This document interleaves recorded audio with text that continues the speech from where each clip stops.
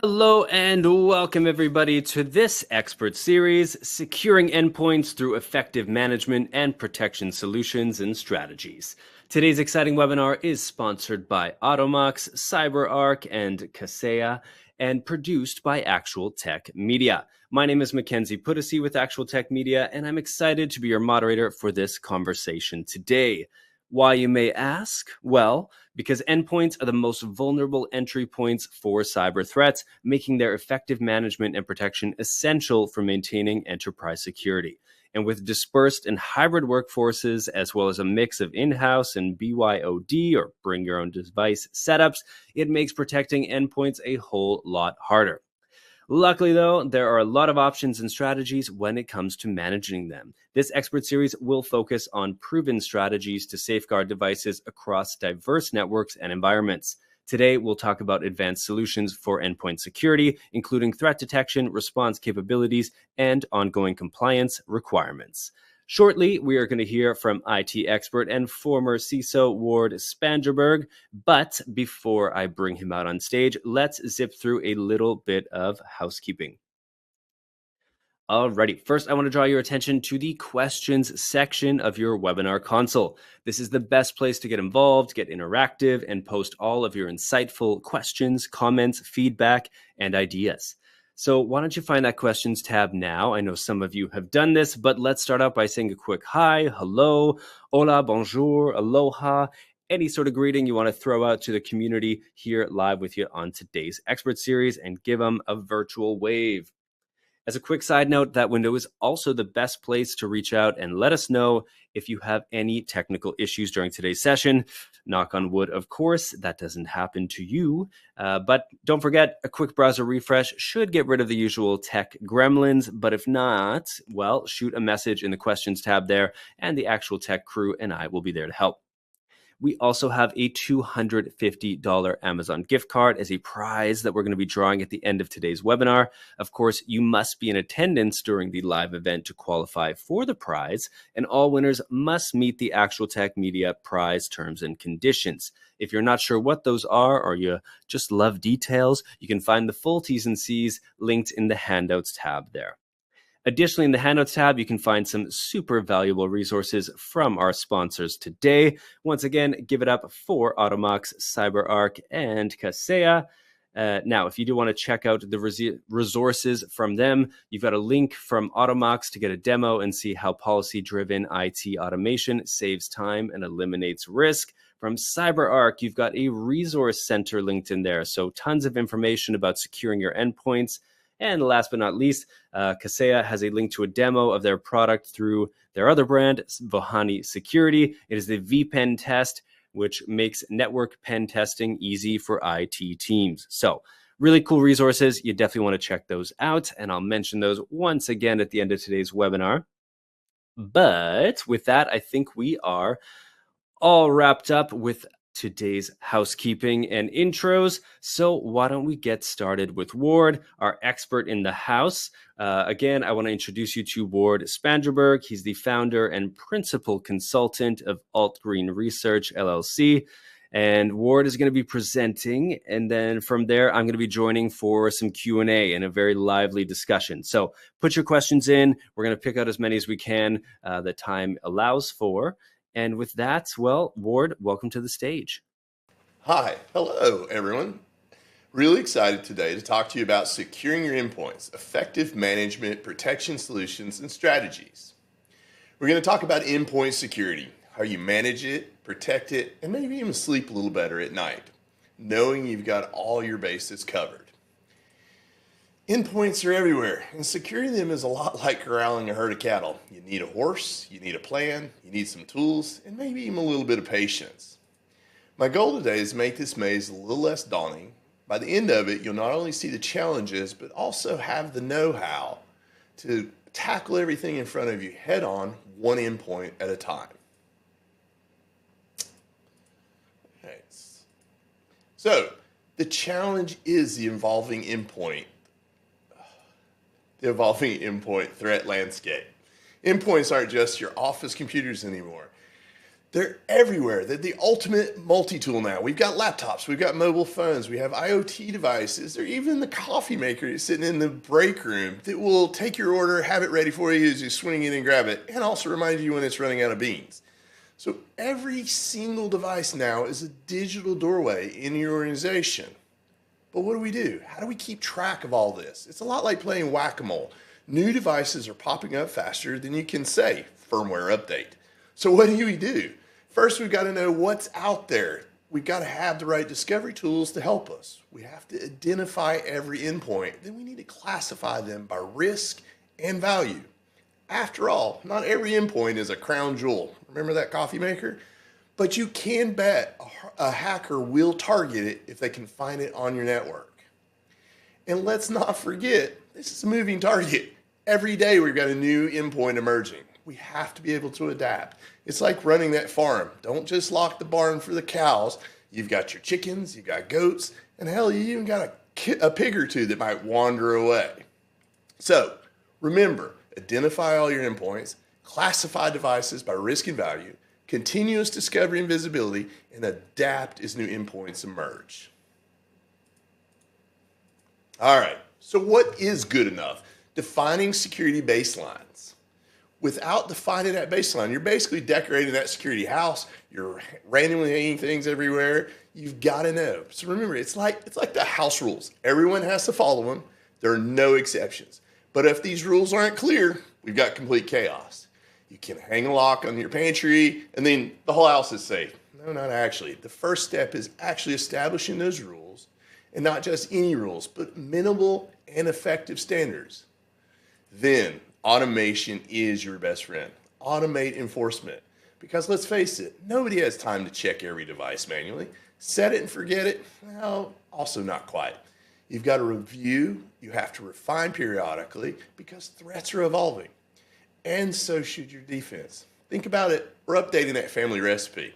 It needs a little tweak now and then just to keep it, for everybody's new taste. In this case, our changing threats.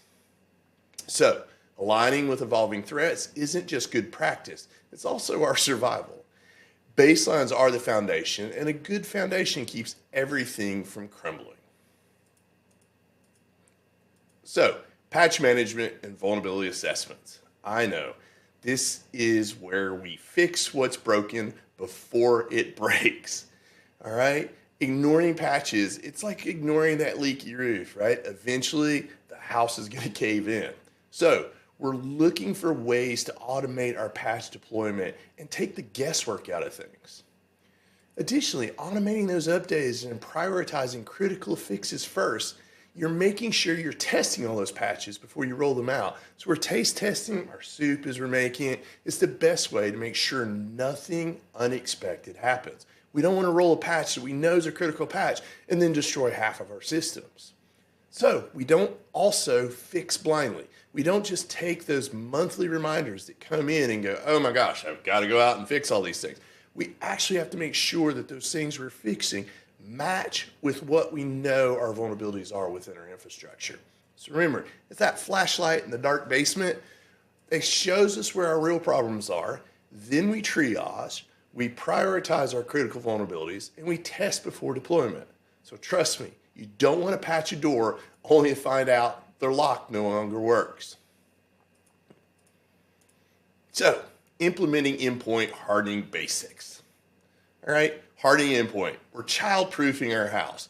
We're removing the hazards. We're locking the cabinets. We're watching for sharp corners. The less clutter there is, the fewer places that little 3-year-old can get himself into trouble. I'm referring to myself here.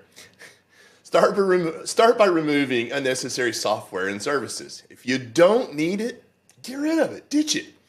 Then use least privilege access. No one should have the keys to the whole castle, especially if all they're doing is trying to go get snacks in the pantry. And here's the pro tip. Use and follow recognized harden guides. They're the tried and true recipes from Grandma's cookbook. Simple and effective. Finally, conduct regular security audits to make sure everything is running smoothly. All right, zero trust architecture. That's the ultimate guilty until proven innocent. So, what we're trying to do here, it's not about being cynical, all right? It's about being smart. Every request, every time gets checked. It's like having that bouncer standing at the front door. He's checking everybody's IDs. Even if you're a regular, nobody gets in until they're checked, all right? Means no surprises on the other end. All right, maybe they snuck in. That's our next level, network segmentation. We limit the damage even if you snuck in. Just because you got by the bouncer doesn't mean you got through the front door, all right? Add your MFAs, your device trust checks, and now you've got a rock solid system. There is no more automatic, once you're inside, we trust you. Make sure every point of the journey, we're checking to make sure you belong where you are. Because let's be honest, not everyone inside the gates can be trusted. EDR, XDR solutions, and behavior-based detection. All right, this is our security ninjas, or our bloodhounds, or our, Dobermans. They don't just look for the known threats. They're not just patrolling the gates, and when somebody jumps over the wall, they snap and eat them. We're actually looking all the time. We're sniffing around. We're looking to see if there's odd behaviors, if something doesn't smell right. All right? These also integrate against your security stack. They give you that cohesive defense, right? So we're watching at the wall, and then we work from the wall to the internal systems. We're paying attention to firewall logs. We're looking at our log system, and then we move on, all right? So customizing our detection across all of this, it fits our organization. And remember, a proactive always beats the reactive every time. All right, device encryption and data loss prevention. All right, encryption it's taking your laptop and no longer making that treasure chest where you have everything, and if I lose the laptop, you've got it all. All right, our goal here is to make that laptop, if it's lost, if it's stolen, all it is a lump of plastic and metal. Just sits there. By implementing that type of solution, you get rid of that problem of a lost laptop. You no longer have to worry about someone's device giving away everything you have. Then we add secure key management and DLP practices and policies. We're suddenly controlling the data from the moment we create it all the way to the moment that it sits inside of your computer. So that's that traffic cop during rush hour, right? They're making that balance. Oh, we'll let this light go. We'll hold that light. We're making sure that we know everything is passing through. So we're making it secure, but also don't make it hard. That people start looking for their shortcuts. Remember, the moment that it slows someone's business down, they will figure out a way to work around that. They'll create their own shortcuts, at which point then they've just broken the security that we spent all the time identifying. All right, so on to that. Identity and access management at the endpoint. All right, good IAM. Back to using our bouncer analogy, right? The bouncer also has that VIP list. So he only lets the right folks in. And anyone who's sketchy, he's like, yeah, I don't think you're allowed in tonight. So we enforce multi-factor authentication. We've got, if you will, we've got our ID, and maybe we have somebody who vouched for us, and then we're on the list, right? So using MFA and strong authentication and forcing credential rotation on a regular basis. Now we're trying to get into that speakeasy. We've got to know what the magic passphrase was for that day in order to get in. We now can actually link that user identity to device trust, giving us a little bit more, right? We're still chasing that zero trust, but at least we now have some belief that the person trying to come in is exactly who they are and has the necessary access. But remember, least privilege. Again, I don't want, if you're just coming in to have a drink, you shouldn't be rolling into the back of the bar, or you shouldn't be rolling into the kitchen. Give folks only what they need and no more. Create those layers of security that work together. Configuration management and compliance considerations. Oh, I said that word, compliance. Everybody gets nervous. Configuration management first. It's about keeping everything consistent and aligned. Think of it like keeping your car tuned. That's the reason we have the little light that blinks on the dashboard. It's telling us that we need to go in and have things checked. All right.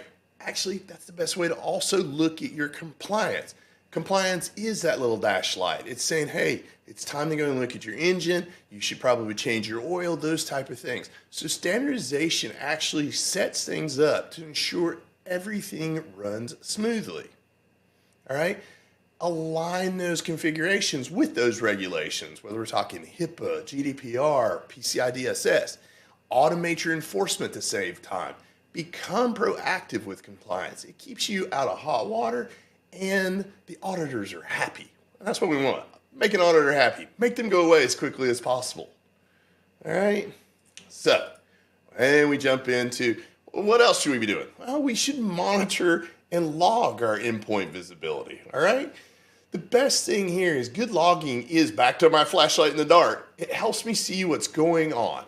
I can look into the dark corners and make sure there's no little boogeyman or anything like that. We centralize in the tools like our SIMs and our log management systems because that allows me to get rid of the noise, right?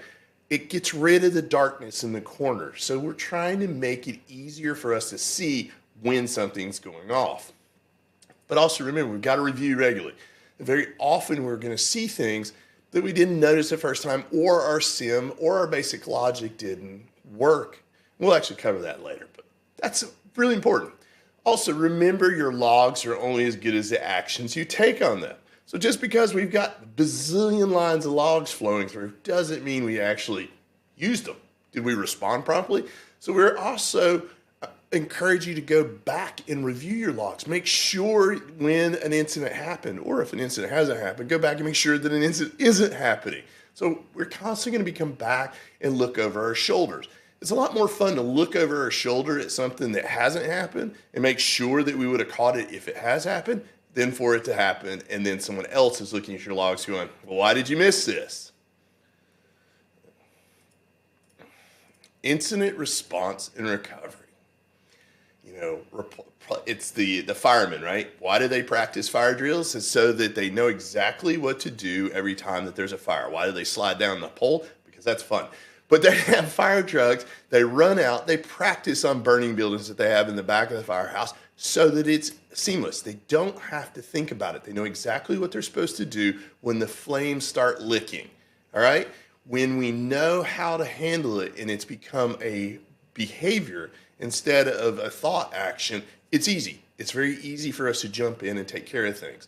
So create clear documented playbooks, assign roles, and hold your simulations, hold regular simulations. And now it's actually become a compliance check.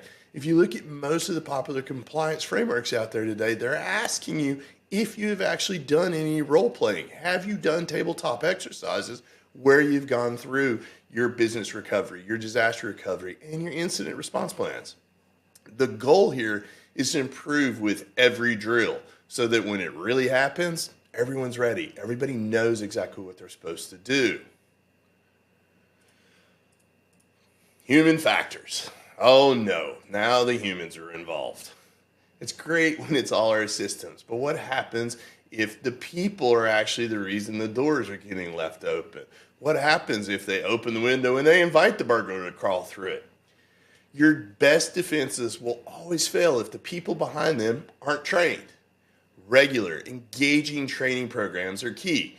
Don't just make them do it. Have people interact. Do sample exercises with them. Have them see whether they can actually, the simulated phishing attacks. Oh, well, my manager would never send me a gift card, so we know this is a phish. Click. That doesn't actually teach me anything. What I want you to do is work on actually crafting attacks that look very similar to what happens when someone is actually phishing you.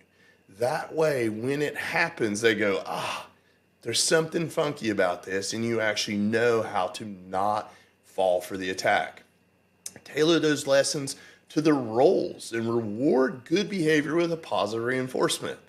All right? So The admin actually has the keys to the kingdom. The executive may sound really great, but the admin has multiple people's calendars, may have passwords, may have all of these things. So they will target that. So working specifically with the admin so that they are more aware of sort of the attacks that could potentially affect them versus the executive is great.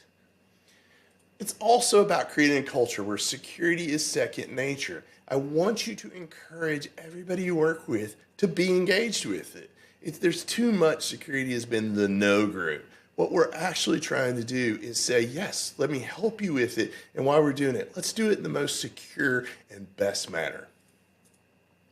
So metrics and KPIs for your endpoint security. You can't improve if you don't measure. I regularly work out. I am a firm believer in owning every magical device that you possibly can on understanding what the metrics are, whether it's knowing how much I sleep, knowing how much I've lifted that day.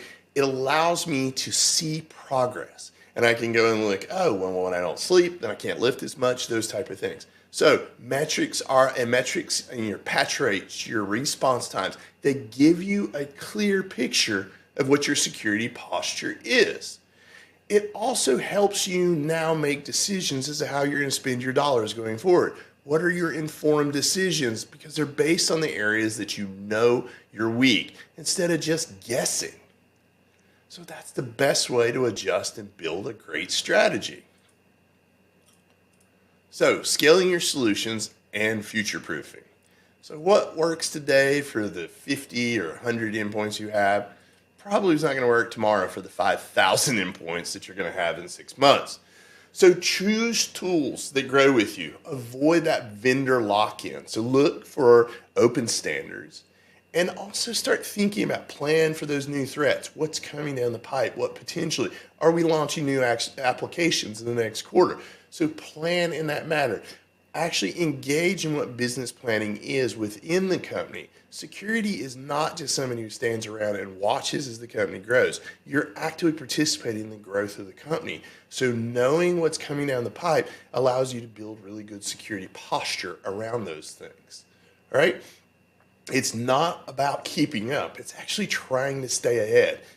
I know it's a marathon and it's really hard to run in the front.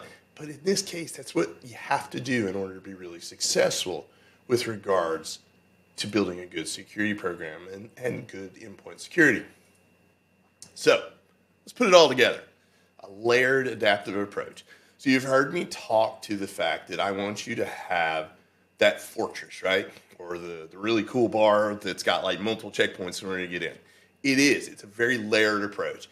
I put something in, endpoint detection. I then check again to make sure that my endpoint detection is actually doing a good job. I then check again once you access a database, just make sure that it's you. You go along for 15 minutes. I'm going to check again just to make sure that somehow you haven't been compromised in the last 15 minutes. I'm constantly checking. I'm constantly making sure there's another layer. Now, my layers don't need to be hard and confusing that you can't get through. But what I need to do is make sure that everything is watching you in order to make sure that we're secure the entire time.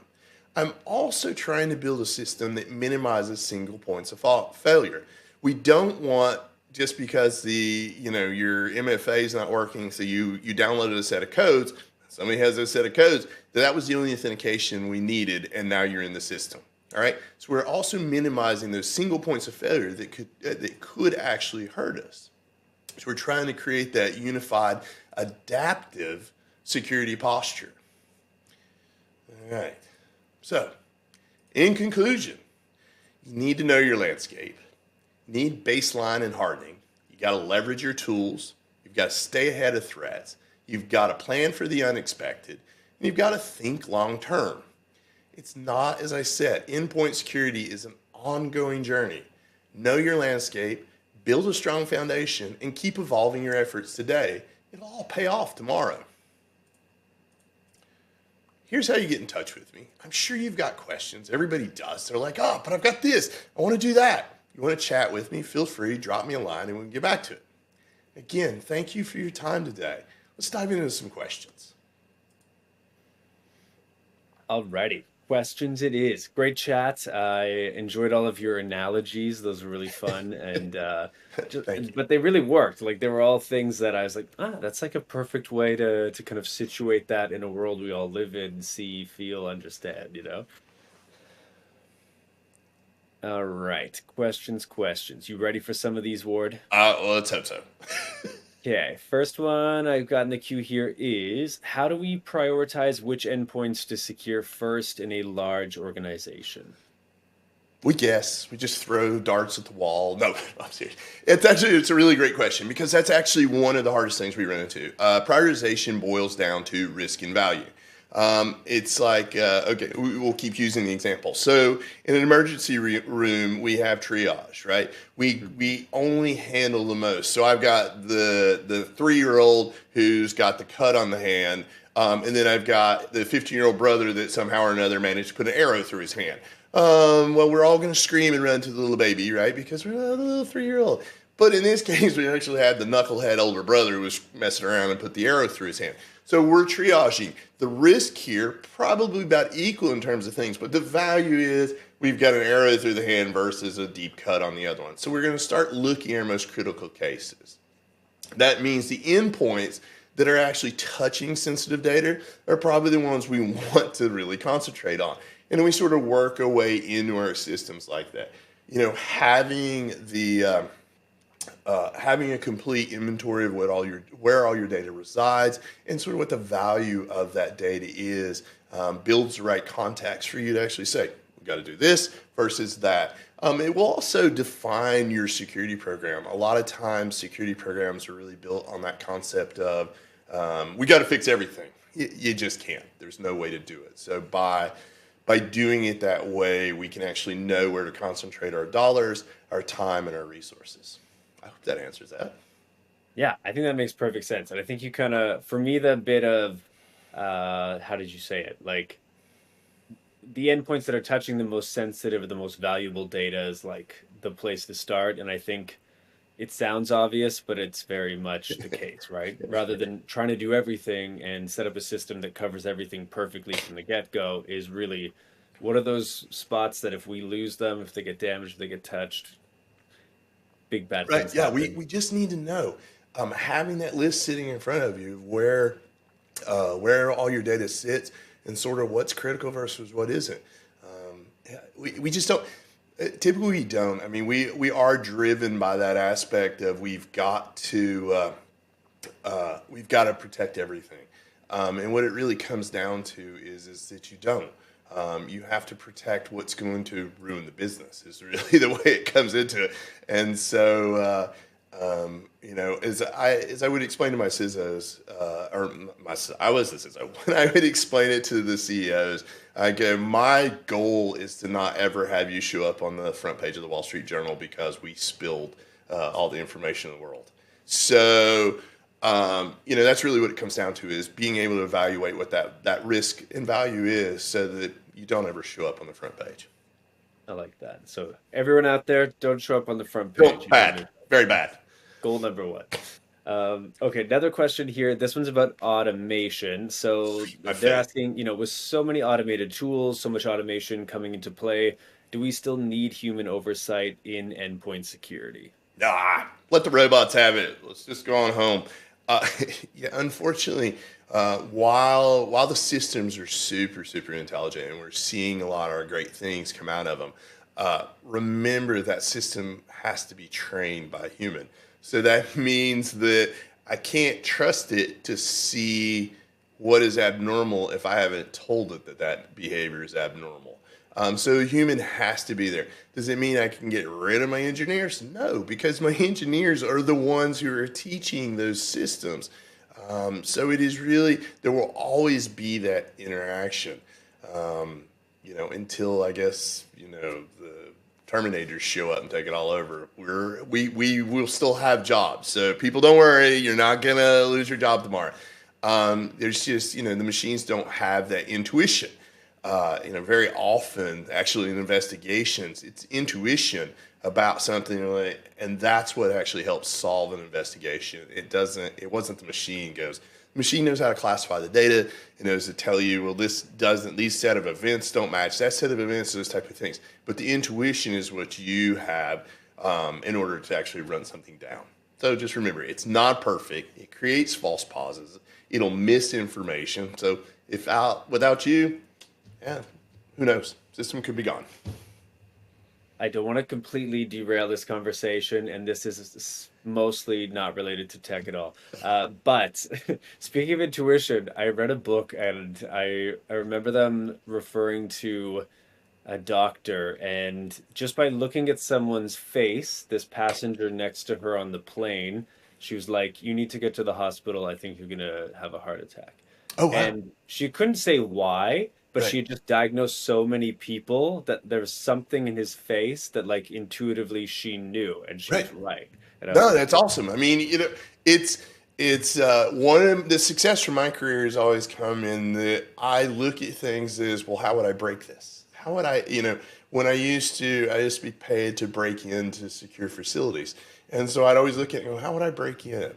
And so by that was just me, and that was because that was what I did. I walked around. I want to rob this bank today. How am I going to rob this bank? So it's knowing these things. Now I realize that you go to jail, and I don't look good in orange. So it really came back to, but people will pay for me to tell them how all right, this works. So yeah, that intuition, it's amazing. I do a ton of forensic investigation for companies, and just being able to look at it and go, no, they didn't do this, hmm, or look at it and go, or I worked with a law enforcement agency one time, and I was just watching videotape for them because they were trying to catch some credit card people, and I was like, you missed him.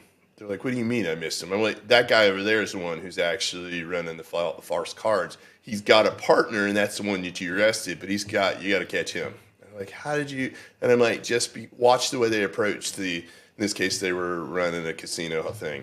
And I'm like, just watch the way they approach it. And these are the people to start watching out for. And it was a woman in this case who was the companion, and she was the one who was scraping the most. And I was like, you guys are missing it every time. Because again, we have a certain, oh no, it's not going to be the woman, it's going to be another dude. In this case, it was. She was working the system beautifully. But I had the intuition and said, no, somebody's working together.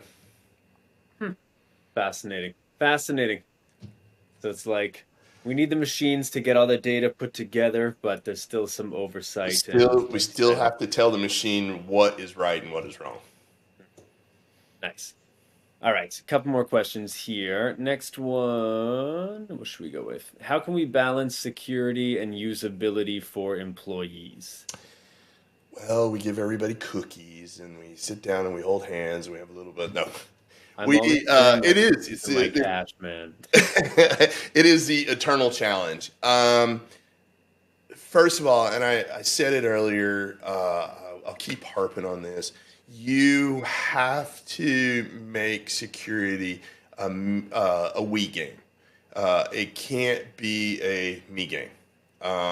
Because the moment that I do that, the moment that it becomes, oh, you got to do it my way every time, people don't want to play anymore.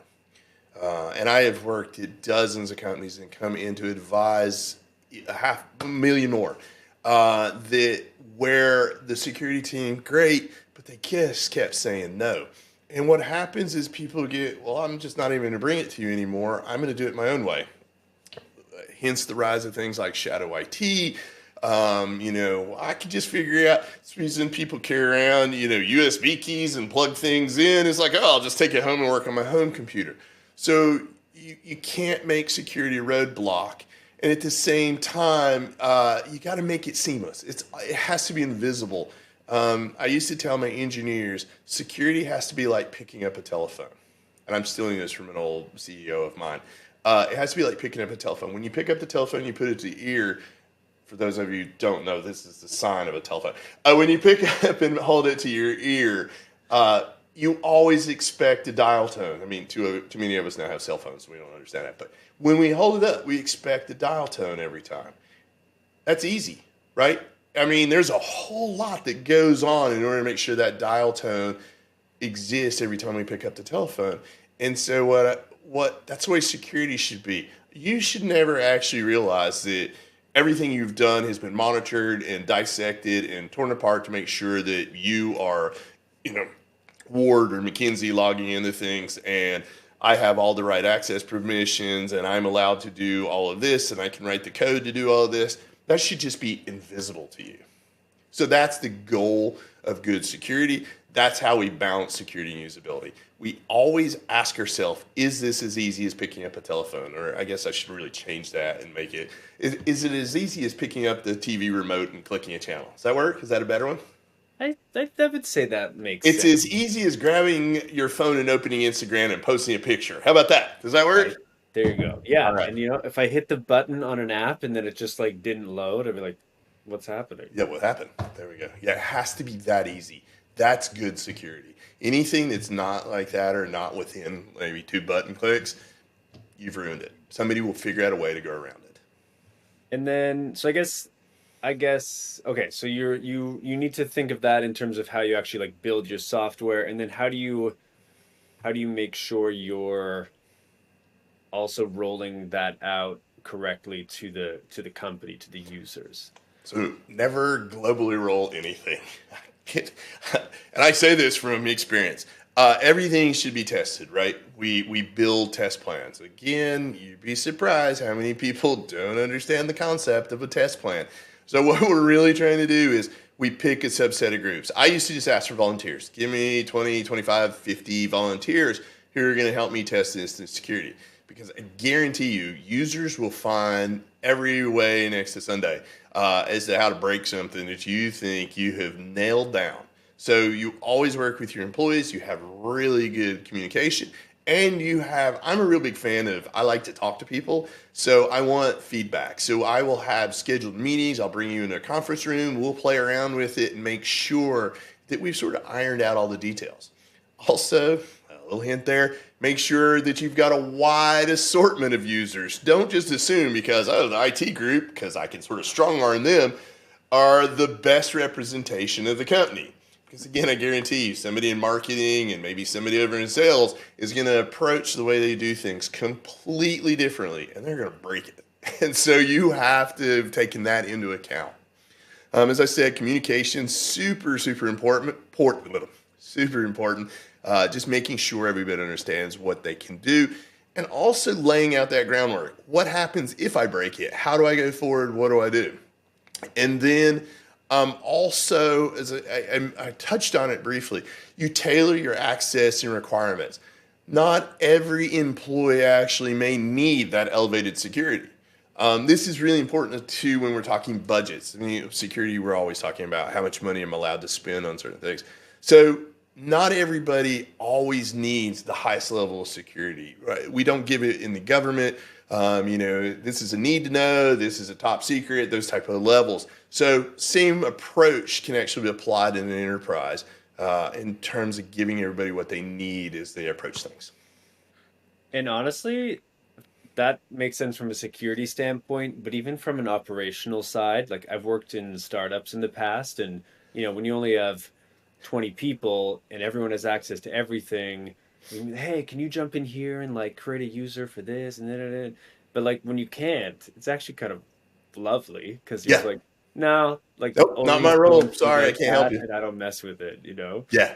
Well, the problem, and I much like you, I've spent most of my career was in startups. The problem that happens then is that, oh, I got this, and they'll fix it, but they may not do it exactly right, and it breaks something else. And so that goes all the way back to one of the first things that I said in the presentation about having those baselines, having those standards, and then actually re-verifying your standard over and over again really allows you to make sure that you can't break the system, because truthfully, McKinsey, you shouldn't actually be adding the new users to the system. However, maybe what you can do, maybe your role should be, once I have given them the right access to the system, you actually can tell them what tables they need to have. So by breaking it down and sharing those details, it doesn't mean that I'm responsible for the entire load of the work. It also allows me to, share my burden, but at the same time, make sure things are protected and safe.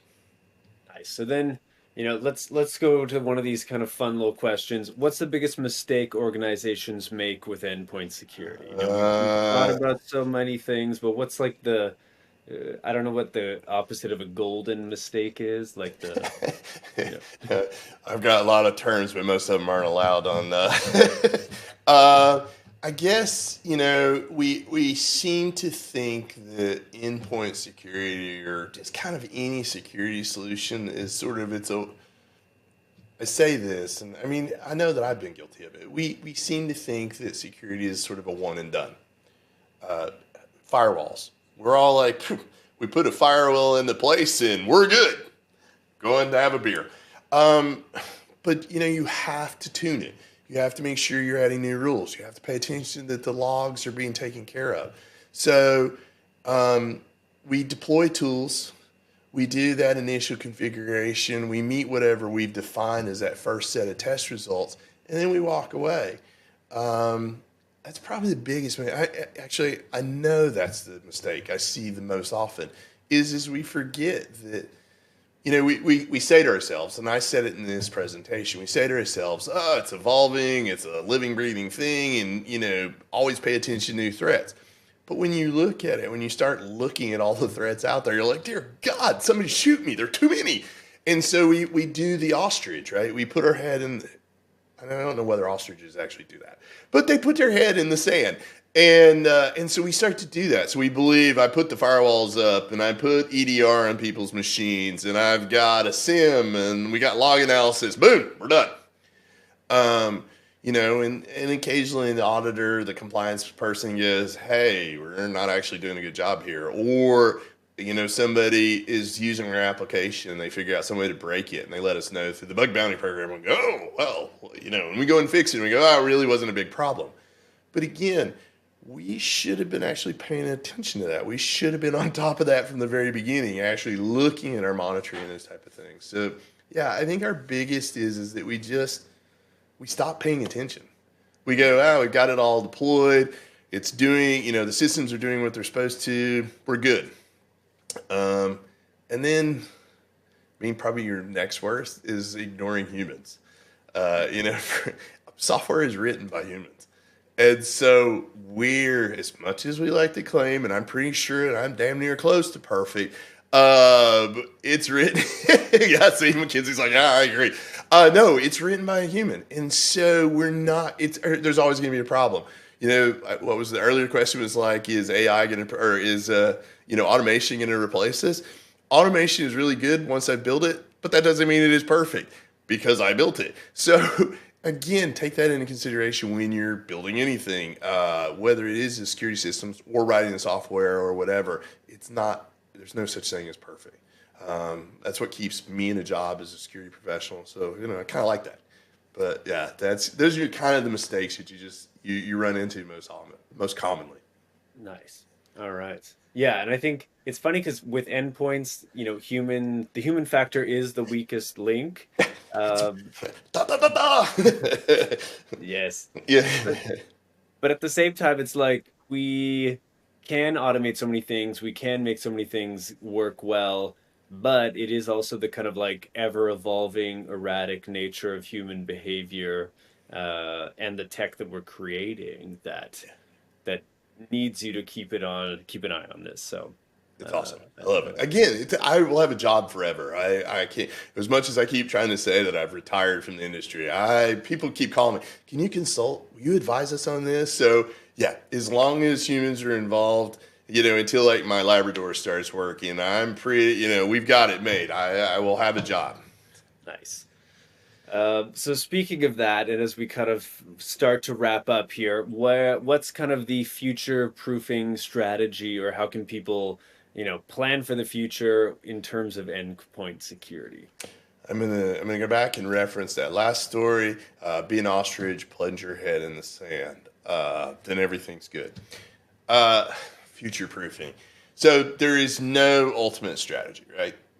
Everything's going to change the moment that I say this is the right way to approach it. It's not going to be. So what you do is you build flexibility into your system.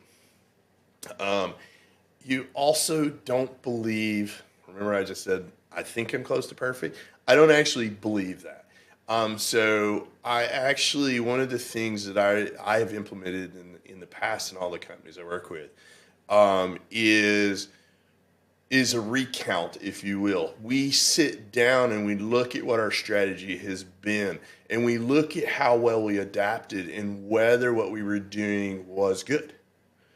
So it goes back to me saying keep your KPIs, have your metrics, those type of things. Constantly going back and looking what you have done against the data you've collected, against what you thought your strategy was. So we're getting ready to hit January, right? Beginning of new year, or we are in January, beginning of the new year, and we've developed our strategy, because we're executives and we've got to have a strategy for the next year. What are we going to do? Okay, at the 3 month mark, so come the beginning of April, I sit down with my team and I go back through, these are the things we implemented. Here's the metrics. Did we do a good job? Do we need to change our strategy? Do we need to open it up some more? So that's probably the best way you can future proof, is realize that hindsight is always 2020. So going back and actually looking at your mistakes, or lack of mistakes maybe, will actually help you go forward. The other thing that I really like to think about is when I'm buying tools. I really don't like to buy tools that lock me into sort of a specific path. I really want tools that leverage open standards, because then I'm not locked into that vendor. I can look for integration across, because maybe my SIM changes, maybe my log collection changes, maybe I change firewalls, whatever it may be, whatever the device is. By choosing stuff that is designed, say, from that 50 to 5,000 user, and they support the open standards, and I can punch logs back at different things. I'm already sort of set myself up for some real success, because I know that I'm adapting to the change. And then lastly, actually, what my favorite part of technology is I play. I love to go and look at technology and see what's coming. Everybody's big and hot on AI right now, and truthfully, the hackers were just as quick to jump on board with AI. There are just as many AI bots out there that are bad as there are good AI bots, and so playing with those, I go out and look at them. I try to tear them apart, try to understand. And then I even look at at good bots and look at ways to break those. See whether we've actually built the right stuff into them. So yeah, I'm always playing with the emerging technologies and trends. And by building a really good infrastructure, you can manage for all of that. So yeah, I think that kind of covers it. That's the way I prepare for the future. I ask other people, because I don't know it all. I try to sort of guess, so I build as if I'm building a 5,000 person system, and I can leverage to build into that. And then finally, I really pay attention to what's happening today, what kind of everybody's spending money on, and what they believe is the future, and those type of things. So I'm paying attention to the business. So having sort of that 3 points to the triangle helps me generally deliver something that's future proof. And so that's kind of like build in flexibility, plan ahead and play for the future, as well as look at what people are doing now and like Yep. what the trend is. And There you go. awesome. I love it. Well, thank you so much. It's been an absolute pleasure to listen to you, to interact with you, to pick your brain, to pose you these audience questions. And Actually, this was yeah, fun. I like these. So again, more of these. I like it. Me too. Let's do it. So I'm gonna let you go for now, but take care, and we'll whether we talk endpoints or something else in the future, well, it'll be great. All right. Sounds good. Thank you, Mackenzie. Alrighty. Well, I hope you all enjoyed that as much as I did. I know there were a lot of questions that came in that we didn't get time to answer, but big thanks for being interactive, inquisitive, and we'll do our best to follow up on some of those if you're looking for some additional information. Speaking of additional information, I do want to again remind you about that handout section before we give away a prize and close things out here. And so from our 3 fantastic sponsors, again, we have 3 awesome resources. So first and foremost, we've got that Automox link to get a demo and see how policy-driven IT automation saves time and eliminates risk. And you see some details up here on the slide already. There is a get a demo button. This is clickable, so feel free to go check that out now. Delivers 96% more automated patches, 128% more software titles covered for patching, and a 4-month payback period. So why not, right? Next, of course, we have got the handout there from CyberArk. This one is, there's a QR code, but it is also linked in the Handouts tab. So feel free to grab either or and take some next steps with CyberArk. This is their resource center, again, all about securing endpoints. So if this is a hot topic for you, something that you need to take some extra attention with this year, that resource center is a great place to get some further info. And last but not least, we've got the VPen test from Vonahi Security by Kaseya. So you can check that out. You can take your next step towards better network and endpoint security. Again, you can try that out free, and you can click the button right there on the slides, or you can hop into the handout section and get what you're looking for there. And with that, well, it is prize time. Thank you for all being here, being interactive, and hopefully one of you lucky folks is going to be jumping for joy because you're going to win a $250 Amazon gift card. Again, quick reminder, you do need to be live and present here on the webinar to win. But other than that, let's give this thing away. This is going out to Marco Arriaga from Arkansas. So huge congrats to you, Marco. We'll be in touch about how you can claim that prize after today's webinar. And with that, on behalf of the Actual Tech Media team, I just want to thank one last time Automox, CyberArk, and Kaseya for making this webinar possible. And especially, I want to thank our incredible speaker, Ward Spangerberg, for giving us so much to think about and for giving us some laughs in a more fun conversational style expert series here today to kick off the year.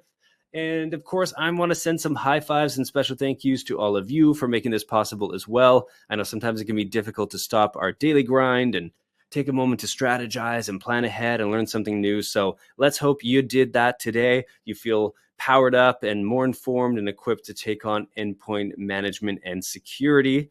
I know I've learned a lot from this. I've taken a lot out of this, and I hope you did as well. And well, I can't wait to see you all at another webinar again soon. But until then, I wish you all an absolutely magical rest of your days. Take care, everybody.